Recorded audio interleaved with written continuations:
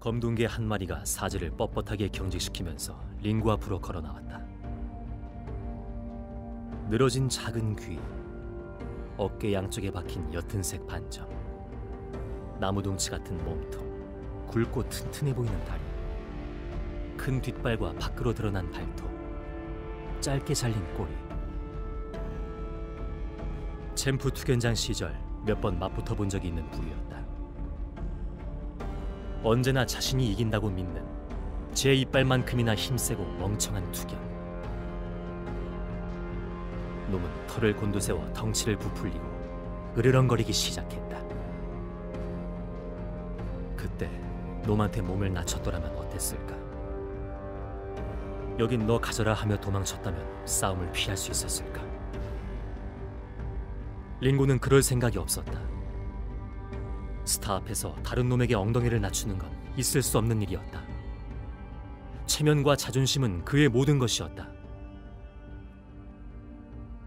링고는 놈의 예비 동작이 끝나기 전에 곧장 목덜미로 달려들었다.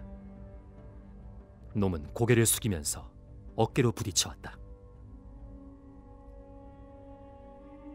아마도 링고의 싸움 역사에서 가장 끈질기고 거친 상대였을 것이다. 가까스로 놈의 목을 찢어버리는 데 성공했을 때, 그리하여 길고 긴 싸움을 끝냈을 땐 링고도 만신창이가 돼 있었다.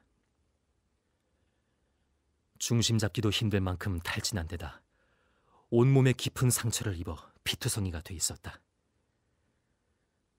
놈의 이빨이 앞다리를 물어뜯고 어깨 근육을 찢어발기고 귀를 걸레로 만들어 놓았다. 이 상태로 제복 남자를 상대하는 건 죽기를 자청하는 거나 다름없었다. 피할 길도 없었다. 제복 남자가 왜 자신을 죽이려 드는지, 왜 저토록 성이 났는지도 알 수 없었다. 아는 게 있다면 오늘 밤 자신이 이 죽음의 벌판을 빠져나갈 수 없으리라는 것뿐이었다. 이 개새끼들! 으르렁대는 듯한 소리와 함께 선도끼가 허공을 베며 목으로 날아들었다. 링고는 땅을 박차고 도약했다. 앞다리를 쭉 뻗으며 제복 남자의 얼굴로 돌진했다. 사력을 다한 공격이었다. 단 한 번의 기회였다. 선도끼를 피하는 동시에 제복 남자를 넘어뜨릴 기회. 넘어뜨리기만 하면 제복 남자의 목덜미는 자신의 것이었다. 제복 남자가 가까이 오도록 기다린 건 먼 거리 도약이 불가능하다고 판단했기 때문이었다. 계산착오였다. 한 번은 뛰어오를 수 있다고 믿었던 자신에 대한 과신이었다. 그것을 뛰어오른 후에 알아차렸다. 링고는 선도끼를 완전히 피하지도 제복 남자를 잡아뜨리지도 못했다. 제복 남자의 몸에 가닿기 전에 선도끼가 뒷다리 위쪽을 찍고 지나갔다. 링고는 옆구리로 떨어져 내린 후 눈밭을 두어 바퀴 굴렀다. 불길과도 같은 통증이 몸을 휘감았다. 다리를 일으키려고 버둥거렸지만 움직일 수도 힘을 줄 수도 없었다. 이 개새끼! 제복 남자는 다시 고함을 지르면서 선도끼를 높이 쳐들었다. 링고는 무기력한 심정으로 자신의 목으로 내리치키는 선도끼를 응시했다. 모든 것이 사라지는 순간이었다. 살고자 하는 욕망도, 죽음에 대한 공포도, 몸 한번 꿈틀거릴 힘조차도. 남은 건 시야뿐이었다. 제복 남자의 어깨 너머에서 날아드는 스타의 모습이 환각인 양 어른되는 한 뼘 시야. 다음 순간 남자의 몸이 빙그르 회전하며 뒤쪽으로 돌아섰다. 목을 향해 내리치키던 손도끼도 제복 남자를 따라 뒤쪽으로 돌아갔다. 스타는 제복 남자의 얼굴을 어깨로 들이받은 후 링고 옆으로 떨어져 내렸다. 넘어질 듯 비틀거리는 제복 남자를 향해 돌아서며 곧장 공격 자세를 갖췄다. 링고는 이것이 환각이 아니라는 걸 깨달았다. 도망쳤으리라 여겼던 스타가 돌아온 것이었다. 매립지 입구에선 빵빵거리는 소리와 함께 자동차의 불빛이 번쩍거렸다. 제복 남자는 도끼를 고쳐잡고 스타와 정면으로 마주섰다.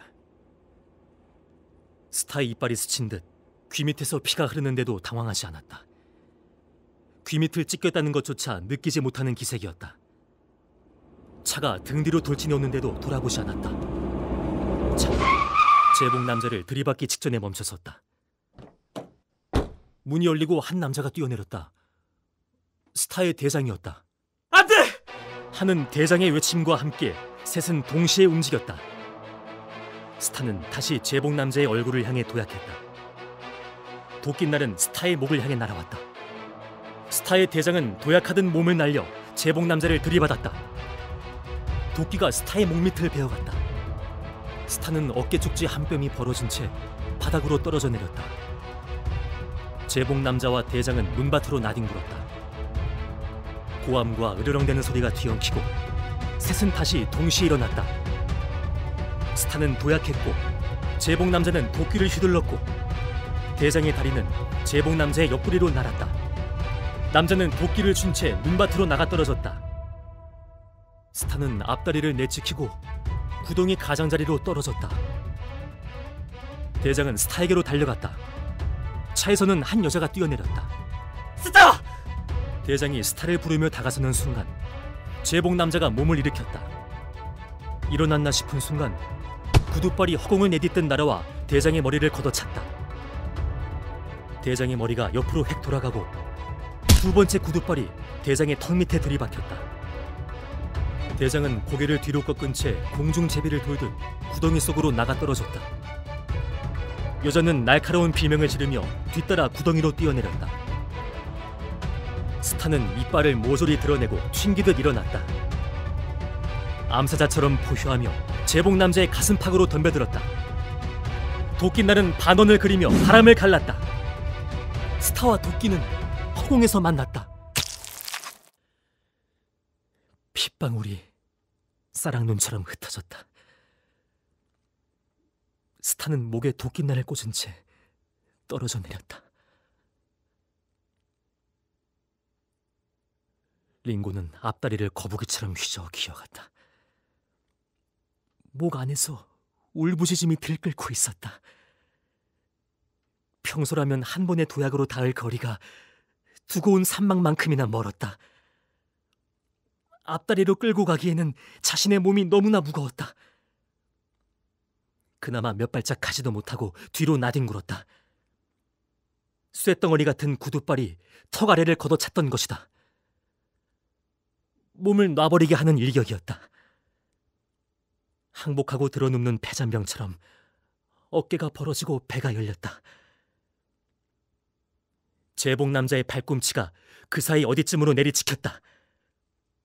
캥 하는 고성 비명이 솟구쳤다.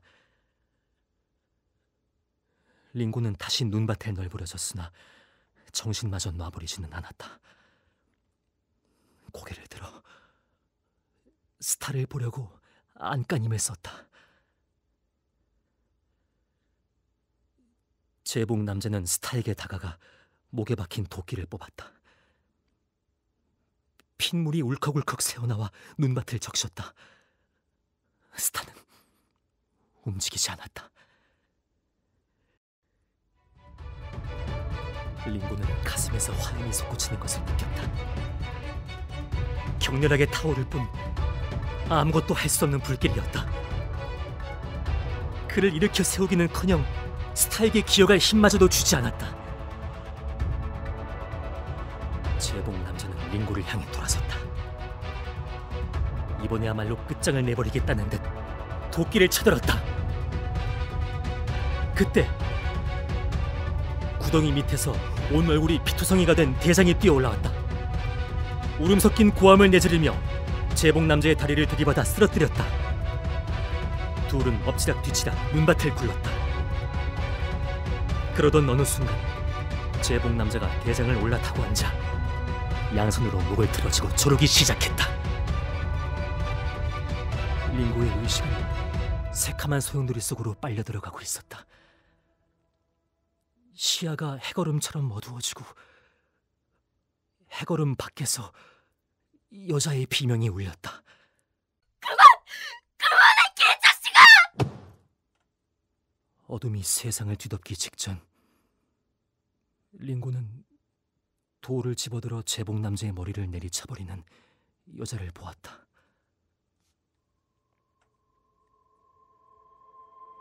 달빛 속에 스타가 서 있었다. 귀를 쫑긋 세우고 친근하게 꼬리를 살랑거리며 링고를 바라보았다. 링고가 한 발짝 다가들자 몸을 돌리고 숲으로 달려들어갔다. 눈보라치던 밤 그를 초대하던 첫 순간처럼